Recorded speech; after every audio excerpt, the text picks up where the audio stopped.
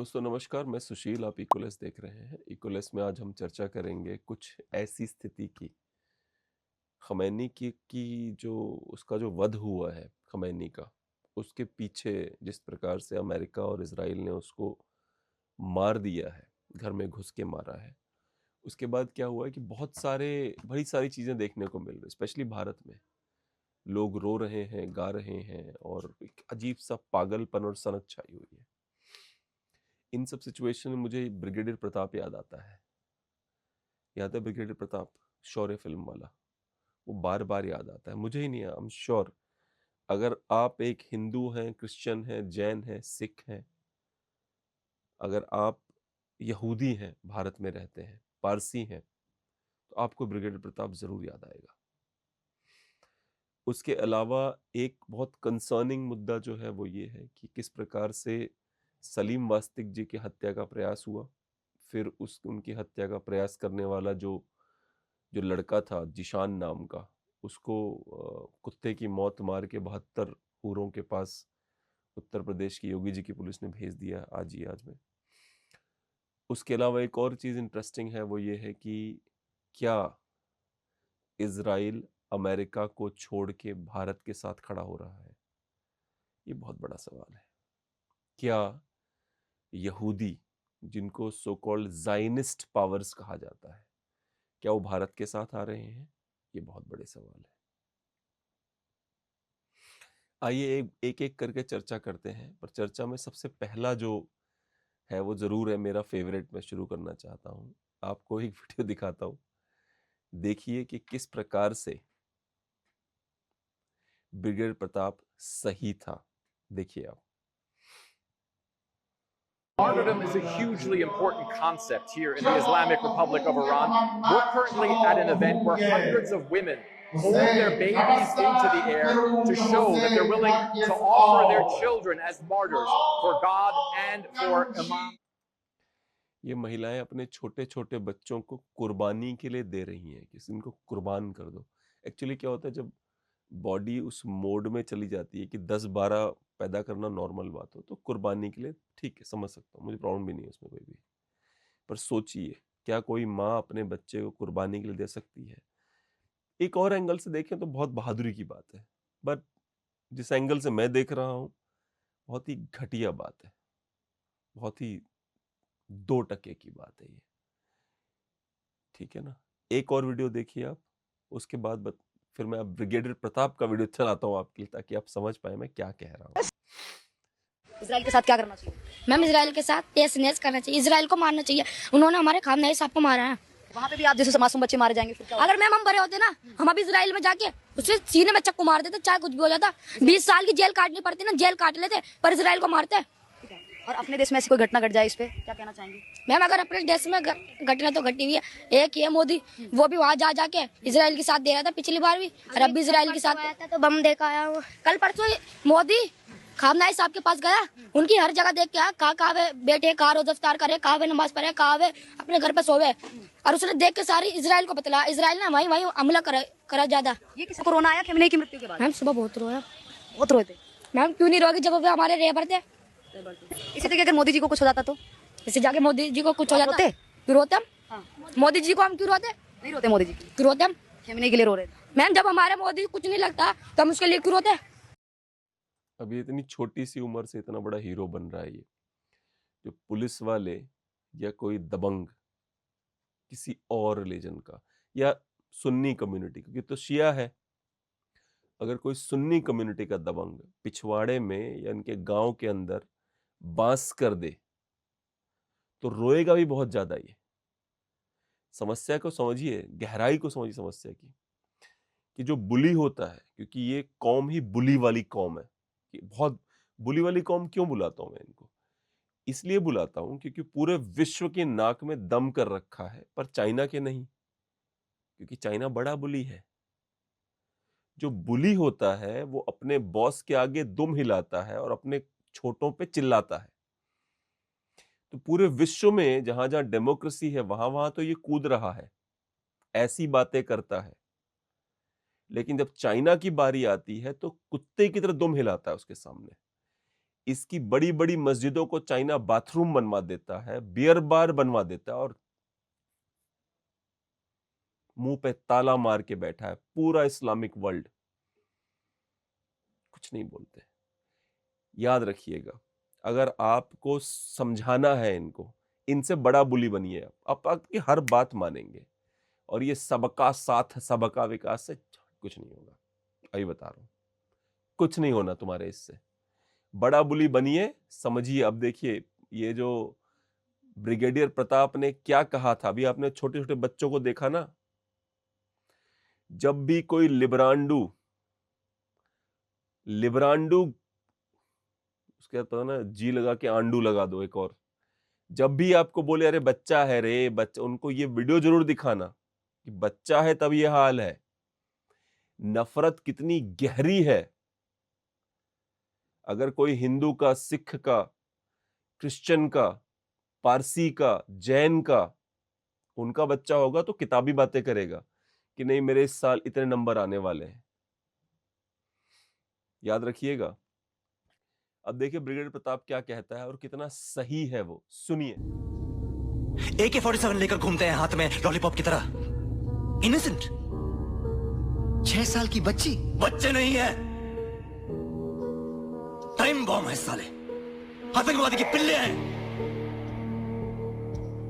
जो तुम्हें इनोसेंट लगता है ना मेजर, वो मेरे लिए अनुशासन है, डिसिप्लिन,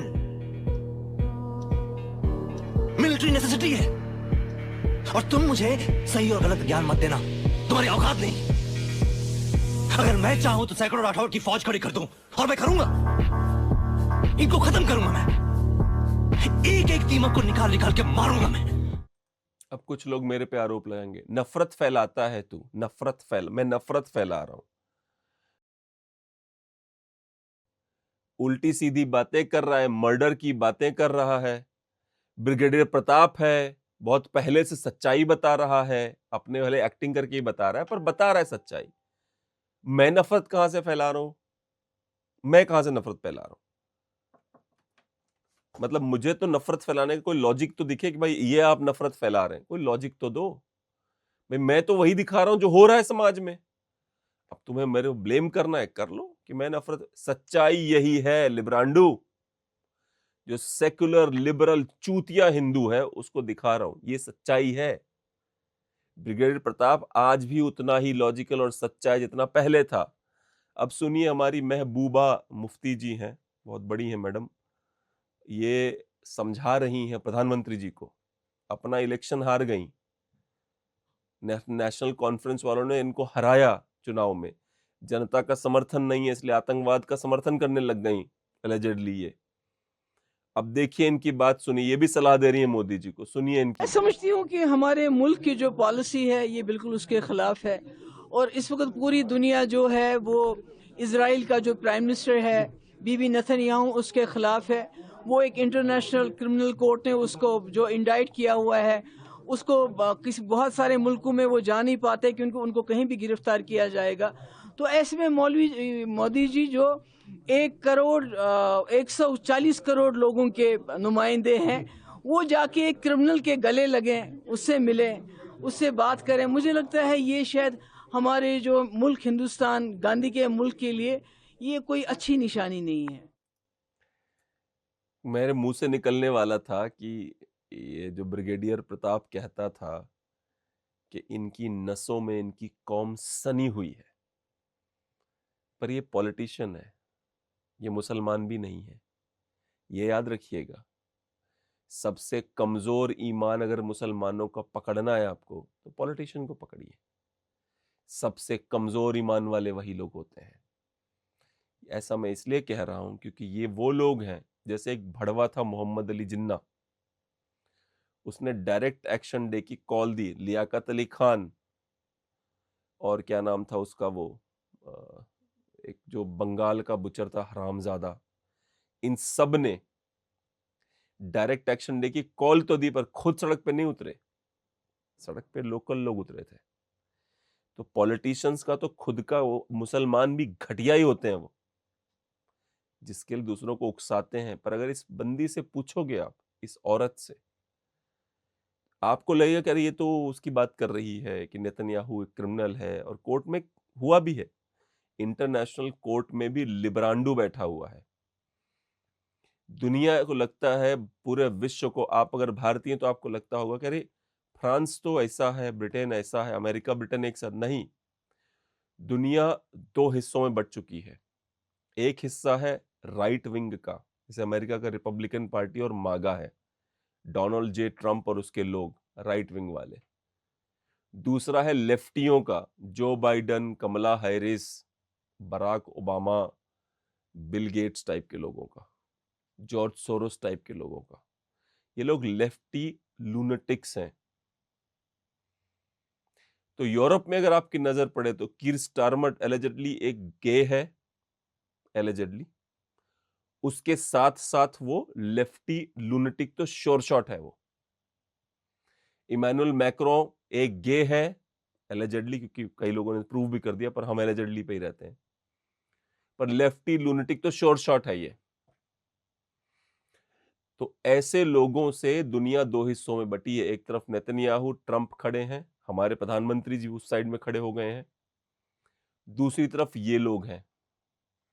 ये कभी मत सोचिएगा कि यूरोप अमेरिका के साथ है, बिल्कुल नहीं है। ये जो लेफ्टी लूनेटिक्स का टोला है यूरोप का, वो चाइना और रशिया कैंप में खड़ा है। मजबूरन पुरानी जो ट्रीटीज है, नेटो फैटो दुनिया भर के हैं, जो नॉर्थ अटलांटिक ट्रीटी है, नेटो जिसको कहते हैं, उसी के चक्कर में अमेरिका के साथ खड़े हैं। और थोड़ी फटती है इनकी रशिया से, इसलिए अमेरिका के साथ खड़े हैं। इन रियलिटी इनका बस चले स्टारमर टाइप के लोगों का, मैक्रो टाइप के, तो भक्त हैं उधर कम्युनिस्टों के। ये बहुत पसंद है इनको कम्युनिज्म, बुरा मत समझिएगा इस बात को, बहुत ध्यान से पढ़िए इनके बारे में। दोबारा मैं बता रहा हूं, महबूबा मुफ्ती चाहे कुछ भी कहे, महबूबा मुफ्ती की लॉयल्टी भारत देश या उसके भलाई में नहीं है। उसकी लॉयल्टी इस बात में है कि अरे यार खमैनी मार दिया गया, अरे बाप रे बाप, बताओ एक दिन मर जाएगा, किसकी मौत, दुनिया वाले कहेंगे मर गया मादर, समझ तो गए होंगे आप लोग, उसी की मौत, मर गया खमैनी साहब। अब ये जो रो रही है, आपको लगेगा कि ये रो रही भारत देश के लिए, नहीं नहीं नहीं नहीं नहीं, ये अपनी कौम के लिए रो रही है। ये वीडियो देखिए आप। कौम जानते हो क्या है? कौम निशानियां, आइडेंटिटीज जो पैदा होते ही लग जाती है इनके अंदर, इस जावेद के बहुत अंदर, इसके नसों में। इसके खून में इसकी कौम सनी हुई है। इसकी वफादारी सिर्फ इसके खून के प्रति है। और बदकिस्मती से इनके कौम में सिर्फ जहर भरा है, जहर। इनका हिसाब चुकाते चुकाते हम खाक हो जाएंगे। हजारों राठौड़ मारे जाएंगे, लेकिन कुछ नहीं होगा। ये मेरे, तुम्हारे या किसी टॉक शो की बात नहीं है मेजर, पूरी कायनात की बात है। इसलिए जो सर तुमने मिट्टी में धसा रखा है ना, शुतुरमुर्ग की तरह, उसे बाहर निकालो और देखो। बहुत फनी पता क्या है, सलीम वास्तिक जी के ऊपर जानलेवा हमला, आज भी वो जिंदगी के लिए जूझ रहे हैं बेचारे वो। सबसे फनी बात यह है कि किसी ने मुझे मैसेज किया कि भैया उस्मान जो उनका बेटा है, उसको जरूर बोलना कि कोई मुसलमान डॉक्टर उनका ध्यान ना रखे। सोचिए, जब से ये चार हरामजादे मुल्ले डॉक्टर जिन्होंने बॉम्ब वाला थ्रेट दिया दिल्ली को, तब से ये स्थिति हो गई है, तब से ये स्थिति हो गई कि डॉक्टर्स पे भी ट्रस्ट नहीं करते लोग। पहले कभी नहीं होता ये। अगर ये चार आतंकवादी अमोनियम नाइट्रेट 3000 किलो लेके पकड़े नहीं गए होते फरीदाबाद की यूनिवर्सिटी में, अगर डॉक्टर आतंकवादी नहीं होता तो कोई नहीं कहता कि भैया मेक श्योर करिए कि डॉक्टर मुसलमान ना हो। अब ये हालत है कि ये कहना पड़ता है कि भैया देखिए कि सलीम भाई की रक्षा सुरक्षा करने वाला डॉक्टर मुसलमान ना हो, वरना वो तो मार ही डालेगा। लोग श्योर हैं कि वो मार डालेगा। डीएम करके लिख रहे हैं कि अगर आप उस्मान से बात करते हैं, जो कि मैंने करी है, तो उससे बोलिए कि मुसलमान हो तो उसको हटा दे उसमें से, रिक्वेस्ट करें गुरु तेग बहादुर वालों को कि मुसलमान से नहीं करवाना इलाज, क्योंकि वो नहीं बचने देंगे सलीम भाई को। सलीम भाई के बारे में, जब सलीम भाई पे हमला हुआ था तो मैं बहुत गहरी चिंता में चला गया था। मैंने सोचा यार, रमजान का महीना चल रहा है, मुसलमान चीख चीख के कहता है कि अरे रमजान का महीना तो हमारे लिए बहुत बड़ा पवित्र महीना है, इस महीने में तो हम अपने अंदर के दुखों को त्याग देते हैं और सोचते हैं क्या है क्या नहीं है, कहाँ पे क्या करें, कैसे रहें, ये है वो है। आप लोगों के साथ भी होता हो, जो हिंदू हैं बेचारा, जिसको नहीं पता, ये पढ़िए आप, जो ये जो कुरान की वर्सेस हैं, कुरान 2 की 191, slay the unbelievers wherever you find them, Quran की 3:28, मुस्लिम must not take the infidels as friends, Quran की chapter 385, any religion other than Islam is not acceptable, Quran की 5:33 है, maim and crucify the infidels if they criticize Islam, Quran की 8:12 है। अब क्या भैया, असल तो ये है, हमें क्या कहा जाता है भाई साहब, हमें कहा जाता है कि नहीं, इस हमारा जो बहुत पवित्र, क्योंकि अगर सलीम भाई पे हमला नहीं होता रमजान के महीने, बाय द वे मैंने सुना डायरेक्ट एक्शन डे भी रमजान के महीने में ही हुआ था, तो रमजान का महीना कोई पवित्र करके अपने अंदर के पाप नहीं धो रहा कोई मुसलमान, वो वही कर रहा है जो मैंने अभी पढ़े आपके लिए, वही हो रहा है। उसमें प्रूफ है भाई, सलीम जी के ऊपर इतना बड़ा हमला, क्या रमजान का महीना उनका नहीं था सलीम जी का? मतलब कोई लॉजिक है? और देखिए भारत में ऐसा भाई साहब रोना गाना चल रहा है कि आपको लगेगा अरे इतना खतरनाक रोना गाना। ये देखिए आप, क्षमा कीजिए, खमेनी का घर तो धुआं हो ही गया है, बिल्कुल खमेनी का घर को उड़ा दिया गया है बिल्कुल। अब देखिए नरेंद्र मोदी की मौत की दुआ पढ़ने वाले लोग खमेनी के लिए कितने दुखी हो रहे हैं। अपने देश के लोगों के लिए जो करना चाहिए वो छोड़ के किसी बाहरी के लिए कैसे रो रहे हो? और किसके लिए रो रहे हो तुम लोग? किसके लिए? इस आदमी के लिए। با اغتشاشگر حرف زدن فایده ای نداره. اغتشاشگر رو باید به جای خودش نشاند. اینی که یه عده‌ای بیان به قصد تخریب، به قصد ناامن کردن کشور اغتشاش کنن اصلا قابل قبول نیست مطلقاً. इस आदमी के लिए रो रहे हैं ये लोग, इस आदमी के लिए। मतलब भाई साहब, इस आदमी के लिए रो रहे हो तुम लोग। ईरान में जारी मौजूदा संकट के दौरान 36,000 से अधिक नागरिकों को मौत के घाट उतार दिया गया 2026 में। इस आदमी के लिए रोया जा रहा है। अगर भारत में यही काम कोई कर दे, भारत में विधवा विलाप अर्थात रंडी रोने की पराकाष्ठा पहुंच जाएगी। एक बंदा कोई मरता है, देख तो क्या विधवा विलाप होता है, भारत से लेकर के कतर तक रोया जाता है, रंडी रोना चलता है दबा के। एक व्यक्ति के मरने पे 36,000 को मार दिया इसने, इसके लिए रो रहे हैं लोग। जो 36,000 लोग मारे गए थे वो इंसान नहीं थे, वो जानवर थे। बाय द वे वो 36,000 भी इस्लाम ही कबूल करते थे, शियाई थे वो भी।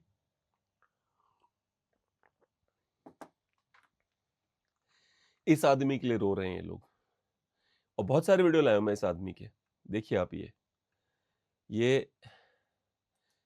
ये जो इसका नाम है शयान असदुल्लाही, 28 का हेयर ड्रेसर है, मॉडल है, murdered by you, death to Khamenei. ये जो है इसकी जान की इंपॉर्टेंस नहीं थी, जो ये मरा है लड़का, हैंडसम सा लड़का जो मरा है।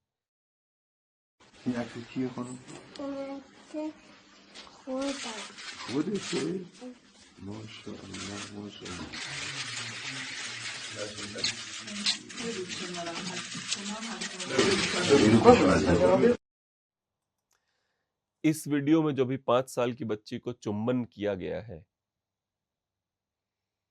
आपको डिस्गस्टिंग नहीं फील होता?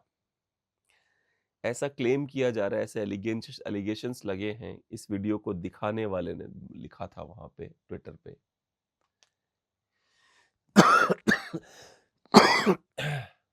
ऐसे एलिगेशंस लगे हैं कि इसको पूछ रहे हैं किस करने के बाद खमैनी साहब कि तुम्हें कैसा लगा।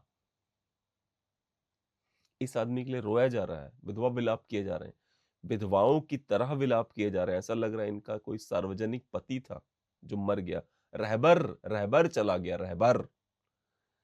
इनका रहबर, जो फ्री राशन मिलता वो इनका रहबर नहीं है, जो फ्री में घर मिलता वो इनका रहबर नहीं है।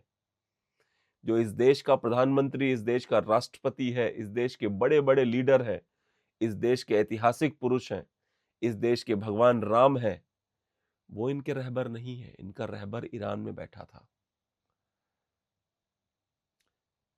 अच्छा मीट का टुकड़ा फेंको, सारे भेड़िए निकल के बाहर आ जाते हैं। खमैनी की लाश वही मीट का टुकड़ा थी भारत में। सारे भेड़िए निकल निकल के आके आप विलाप कर रहे हैं। और किसके लिए कर रहे हैं विलाप आप? अभी तक सुन्नियों ने कंडेम तक नहीं किया ढंग से, अनफॉर्चुनेटली। और खमैनी के लोगों का दिमाग खराब हो गया है। सऊदी पे हमला कर रहे हैं, यूएई पे हमला कर रहे हैं, बहरीन पे, कुवैत पे, सब मिल के आएंगे।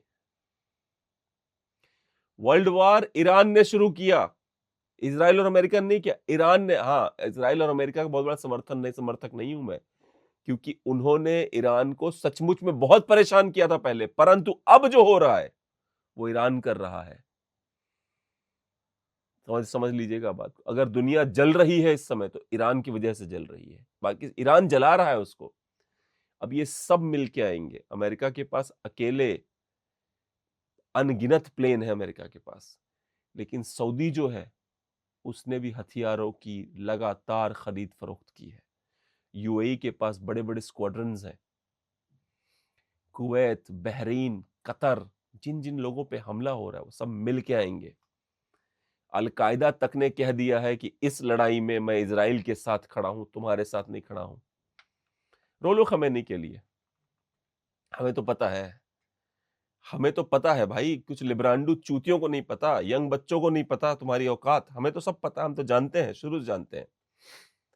सलीम जी को जिस रमजान में मारा गया है, उसी रमजान में, उसी महीने में जिस तरह से सलीम जी को घर में घुस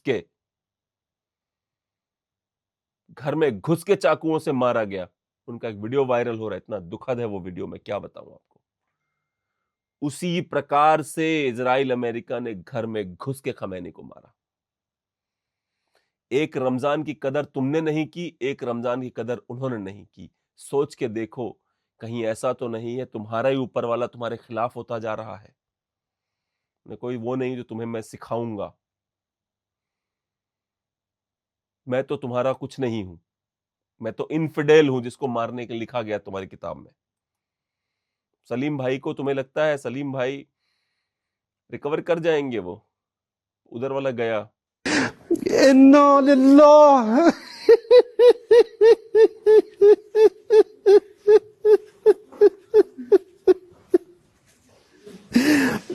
इन्ना लिल्लाह व इन्ना इलैहि राजिऊन। हजरत आयतुल्लाह उज़्मा इमाम खुमैनी, हजरत आयतुल्लाह उज़्मा इमाम खामेनेई, दुरूद मिफरستیم।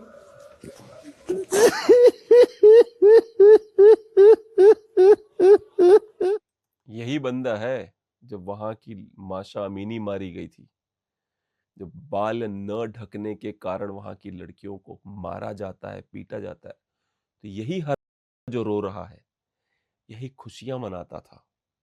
इसका शो है ये, ईरान का कोई टीवी चैनल है। जब वो लड़कियां मारी जाती थी तो खुशियां मनाता था। इसलिए आज जब रो रहा है तो लग रहा है कि नौटंकी कर रहा है, साला नाटक कर रहा है। He doesn't mean it.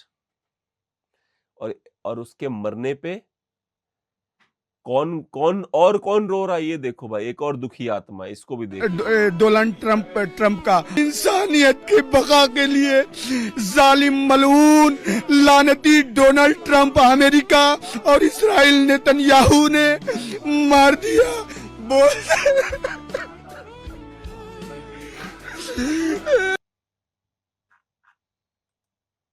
देख रहे हैं आप लोग, काश जब पहलगाम हुआ था तब भी रोते ऐसे ही लोग, काश जब दिल्ली में बॉम्ब ब्लास्ट हुआ था तब भी रोते, दुखी होते, है ना। उस टाइम तो नाराए तकबीर याद आता है, उस टाइम तो लगता है कुफर टूट गया।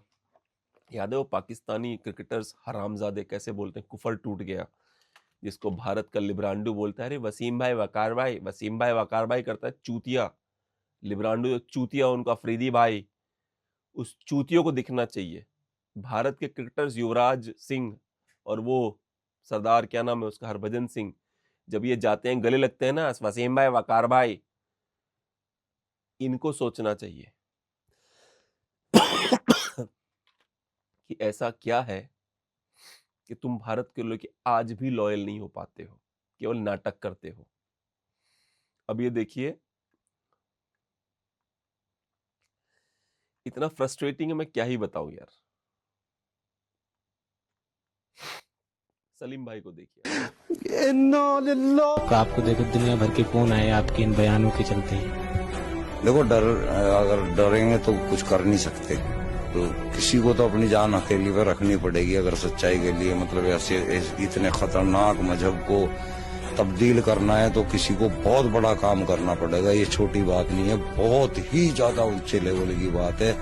तो शायद मैं भी कहीं ना कहीं हो सकता है कि कमजोर हो जाऊं, हो सकता है हो जाऊं, लेकिन मुझे पब्लिक होने नहीं देगी कमजोर के, इतना मुझे भी पता है। मेरे को बहुत तगड़ा सपोर्ट मिलता है। आपके ऊपर हमला करने की कोशिश नहीं होती? जैसे आप कई बार सड़क पे भी मैं तो डंडा डाल दूंगा ना, पता है लोगों को। अच्छा, कि सड़क पे आप कई बार बोलते रहते, तो ऐसे ही पर चलता आपकी हूं सबसे अच्छी बात मुझे लगती है कि आप डिसरिस्पेक्ट नहीं करते हो कभी भी। मुझे जो आपकी सबसे अच्छी बात लगती है कि ना आपने कभी जो मुसलमानों के पैगंबर हैं मोहम्मद, उनके बारे में कभी उल्टा नहीं बोला। जो मर गया उसके बारे में क्या उल्टा बोलना है ना, जिंदों के बारे में बात करेंगे हम, मरे हुए को क्या उल्टा सीधा बोलना।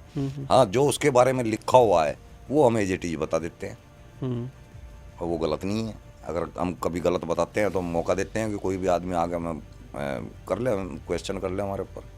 तो बहस करने आते हैं लोग आपसे? हाँ, बहुत, मेरी रिकॉर्डिंग चलती है। अच्छा, अच्छा। तो इसे बहस करने आ गए आपके पास, फिर आपने जवाब दे दिए, तो कभी ऐसा हुआ है कि लोग वापस मतलब एक्स मुस्लिम बन गए? हाँ हाँ, बहुत। ये भी बैठा है, इसका उस्ताद भी है। अच्छा अच्छा। वो तो मुझे मारने के लिए आ रहा था, कत्ल करने के लिए आ रहा था बाकायदा। अच्छा। और बस आया, मैंने जो उसका इस्तकबाल जिस तरह से किया वो नरम हो गया। फिर मैंने बिठा के उससे थोड़ी सी बातचीत की। मैं कहा भाई चलो, पढ़ा लिखा है, हाफिज है वो, तो हाफिज जल्दी समझ जाता है, क्योंकि अरेबिक तो वो जानता ही है, खाली तर्जुमा समझाना है। तो जब उसे तर्जुमा समझाया उसकी समझ में आ गया, तो वो आज एक्स मुस्लिम बन के चैनल चला रहा है। ऐसा एक सवाल मैंने भी किया था सलीम भाई से। देखिए सलीम भाई का क्या क्या रिस्पॉन्स था उसमें, वो भी सुनिए आप।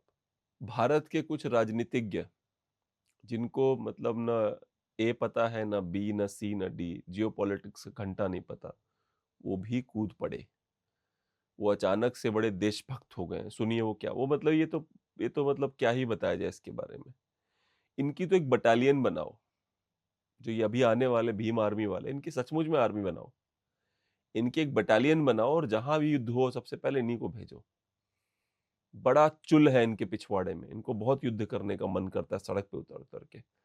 इनके चुल का, जो इनका क्रोध है इनके अंदर, उसकी सही दिशा देने की जरूरत है। तो इनको भेजने की जरूरत बहुत ज्यादा है। किससे चोरी नहीं है कि सुपर पावर बनने की होड़ लगी अमेरिका इजराइल को जो है, और उस सुपर पावर बनने के चक्कर में वो जो भी उनके सामने अड़ सकता हो, जो जिसके अंदर रीढ़ है, किसी राष्ट्रपति को उठा लाते हैं वो लोग। और उन्होंने जिस तरह ईरान के साथ किया, ये तो किससे छिपा हुआ नहीं है कि ईरान उनके सामने झुक नहीं रहा था। जिस तरह से उनके जो सीनियर नेता थे उनके घर पे बम गिरा के उन्होंने उनकी हत्या कर दी है।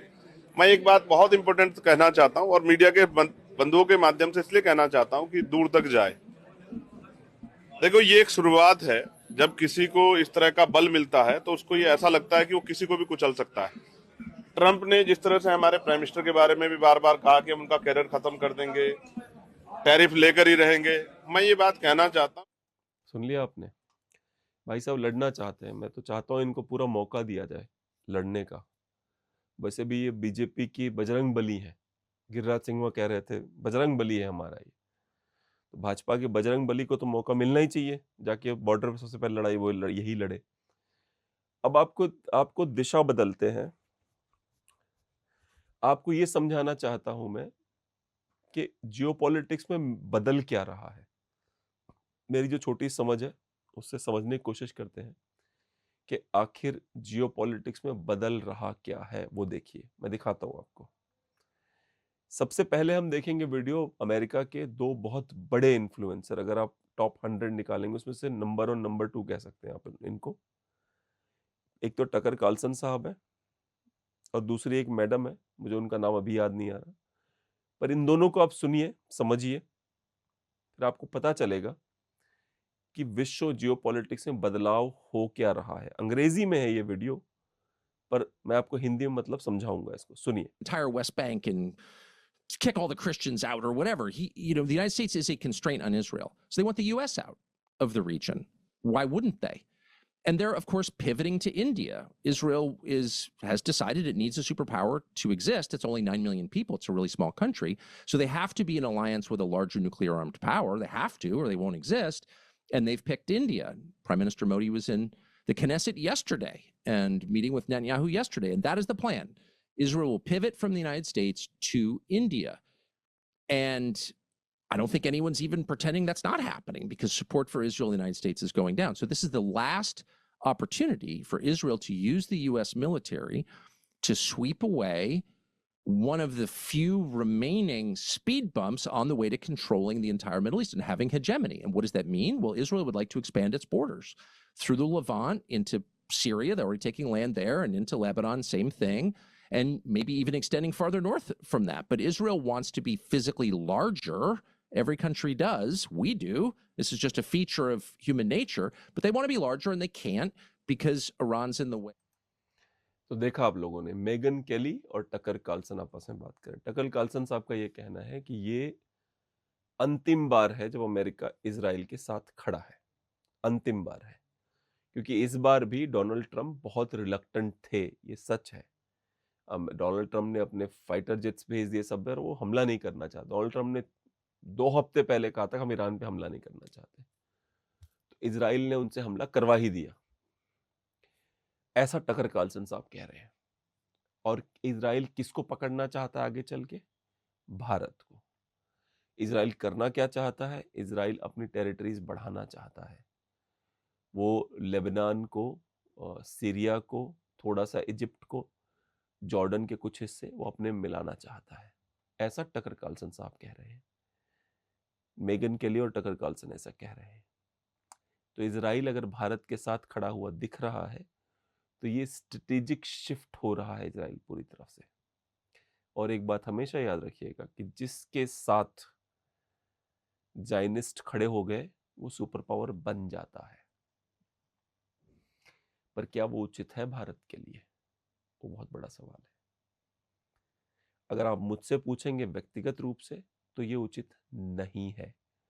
अमेरिका सुपर पावर भले हो, पर वहां की जनता प्रसन्न नहीं है। बहुत अच्छा एग्जाम्पल नहीं है अमेरिका दुनिया के लिए। मैं पहले भी, पुराने भी कई वीडियोस में कहता आ रहा हूं कि भारत का प्रधानमंत्री विकास को हमारे पिछवाड़े में घुसेड़ना चाहता है। हमको नहीं चाहिए ऐसा विकास। हम नॉर्मली विकास कर लेंगे गुरु, नॉर्मल तरीके से भी कर लेंगे। अगर ऐसा नहीं होता तो आपको लगता कि मतलब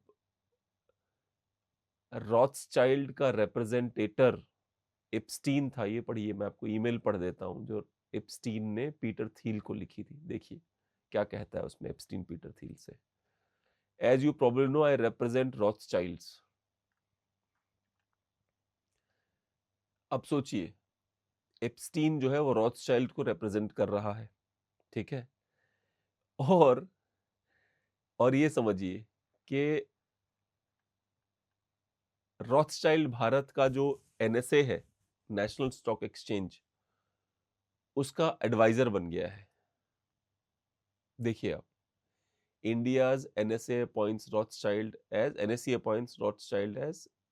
एनएसए नेशनल स्टॉक एक्सचेंज, क्षमा कीजिएगा, एनएससी जो होता है national stock exchange, appoints Rothschild as independent adviser और फॉर आईपीओज।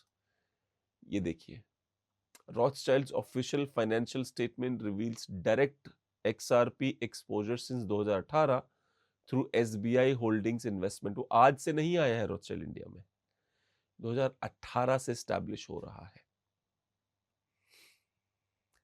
तो मैं आपको ये समझाने की कोशिश कर रहा हूं, आपको ये बताने की कोशिश कर रहा हूं कि रॉथस्चाइल्ड भारत आ रहा है और आज तक जिसके साथ रॉथस्चाइल्ड खड़ा हुआ है वो बहुत ऊपर गए हैं एज अ कंट्री। बड़ा सवाल ये है कि क्या आप चाहते हैं कि वो आपके साथ खड़ा रहे? ये देखिए, ये रॉकरफेलर भी भारत पहुंच चुके हैं। ये it was an honour meeting honourable PM of India Narendra Modi and discussing ideas about renewable energy and new approaches in agriculture to lift up families and communities. At Rockefeller, FDN is committed to bolstering the long-standing partnership with the people of India. इसको आप समझिए, Rothschild और Rockefeller दोनों भारत में आके, मैं चाहता हूं, अगर आप मुझसे पूछें तो मैं बिल्कुल नहीं चाहता कि भारत की प्रगति इस तरह से हो जिस तरह से करने की कोशिश की जा रही है। भारत अपनी प्रगति खुद कर लेगा। भारत अपनी प्रगति अपने दम पे भी कर सकता है। अब एक और बात को समझिए, एक चीज जो हमको इजराइल से चाहिए वो ये है कि नेतन्याहू ने कहा था कि मुझे 2 देशों का खात्मा करना है, एक है ईरान और एक है पाकिस्तान। यहां तो मैं कहूंगा कि आप पूरा समर्थन लीजिए उनसे। सुनिए नेतन्याहू ने क्या कहा था। I understand the plight of. You didn't flinch. You didn't waver. You didn't give excuses. You stood next to Israel. You stood by Israel. You stood for Israel. You stood for the truth. Thank you, my friend.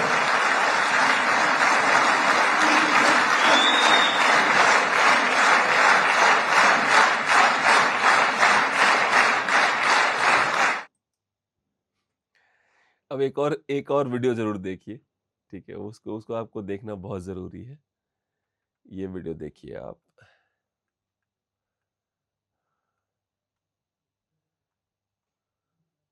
I understand the plight of Afghanistan is highlighted by my dear friend Prime Minister Modi. Afghanistan is suffering. Afghanistan remains a strategic partner of India, and thus we consider Haibat-Ullah as a partner of Israel. Afghanistan is doing its best to fight terrorism inside South Asia and requires all the support possible. For this, we shall be announcing a special aid package for Afghanistan on the request of Honorable Prime Minister Modi. भाई साहब, अगर ये बात सच है तो पाकिस्तान में निपटाएंगे ये लोग। अफगानिस्तान का मुद्दा अगर वहां पहुंचा हुआ है, अफगानिस्तान की स्ट्रेटेजिक इंटरेस्ट की बात हो रही है, तो पाकिस्तान को डर जाना चाहिए। अब शुरुआत हमेशा गृहयुद्ध से होगी और गृहयुद्ध इतना बढ़ेगा कि पाकिस्तान खत्म। ये काम तो अच्छा होगा, पर सवाल दोबारा वही कहूंगा मैं। मुझे अभी भी याद है जब नरेंद्र मोदी जी ने फुल सपोर्ट किया था, पहला ट्वीट याद होगा अगर आपको, 7 अक्टूबर मोदी जी ने चौड़े में लिख दिया था एक ट्वीट। उस ट्वीट की बात नेतन्याहू करते करते इमोशनल हो गए। देखिए आप लोग। You didn't flinch. You didn't waver. You didn't give excuses. You stood next to Israel. You stood by Israel. You stood for Israel. You stood for the truth.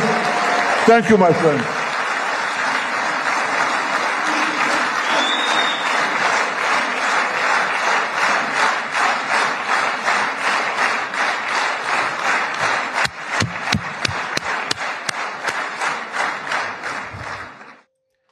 मेरा आज का जो मैंने ये आपके साथ डिस्कशन करा है, उसमें बहुत इंटरेस्टिंग 3 सवाल निकल के बाहर आ रहे हैं। सवाल नंबर 1 कि क्या भारत को ज़ायनिस्ट सपोर्ट चाहिए अपनी प्रगति के लिए? क्या भारत को रॉथस्चाइल्ड बिल गेट्स, रॉकफेलर जैसे टेंटेड लोगों का सपोर्ट चाहिए अपनी ग्रोथ के लिए? सवाल नंबर 1 है। सवाल नंबर 2 ये है, क्या भारत के शिया समुदाय को इस तरह से रोना गाना करना चाहिए था? किसी विदेशी के लिए रहबर रहबर रहबर करना चाहिए था? आप लोग सोच के बताइएगा। सवाल नंबर 3, क्या ऊपर वाला जो है, जिस सलीम वास्तिक को रमजान में मारा गया, उसने उसका बदला खमेनी से लिया? ये 3 सवाल थे मेरे मन में। जल्दी ही मिलते हैं किसी और एपिसोड में। मुझे उम्मीद है आपको ये पसंद आया होगा, पर जो सबसे गहरे में उतरने वाली बात है वो ये है कि इजराइल को अब भारत की ज़रूरत है। अब वो अमेरिकन कैंप से बाहर हो रहा है। जो लोग भी ये कह रहे हैं चिल्ला चिल्ला के कि नहीं नहीं अभी वर्ल्ड यूनिपोलर है, जवाब है नहीं। अमेरिका के पास 30 दिन अगर युद्ध खिंचा तो अमेरिका की हालत खराब हो सकती है, ऐसा पेंटागन के अधिकारियों का मानना है। 30 दिन की बात हो रही है। अमेरिका बहुत पावरफुल है, मैं मना नहीं कर रहा हूं, पर पेंटागन के अधिकारी बेवकूफ नहीं होंगे जिन्होंने ऐसे स्टेटमेंट दे रखे हैं। तो अब सवाल ये है कि क्या ये विभीषिका पूरे मिडिल ईस्ट को खाएगी? यार ईरान वालों, तुमने किया क्या यार? मतलब अपने ही बिरादरान मुल्कों की बजा दी यार तुमने। अब वो सब मिल के आएंगे, छोड़ेगा नहीं तुमको कोई। इम्पॉसिबल है। क्यों छोड़ेगा तुमको कोई भाई? क्या हो तुम उनके? मामू हो? अब तुम्हारी वाट लगेगी और सब मिल के मारेंगे तुमको, भागने की जगह नहीं मिलेगी।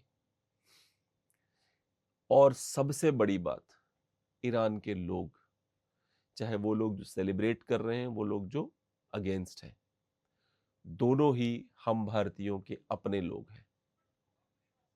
अब हमें इस बात का ध्यान रखना पड़ेगा कि जो लोग मारे जाएंगे, क्लरिकल रिजीम कुत्ते की मौत मरे, मुझे कोई फर्क नहीं पड़ता, लोग नहीं मरने चाहिए बेचारे। वहां के गरीब लोग, ईरान के जो नॉर्मल लोग हैं, उनकी जाने नहीं जानी चाहिए। उनके लिए दुख है मुझे, अभी भी है। आज के लिए इतना ही, जल्दी ही मिलते हैं। आप देख रहे हैं इक्वल एस।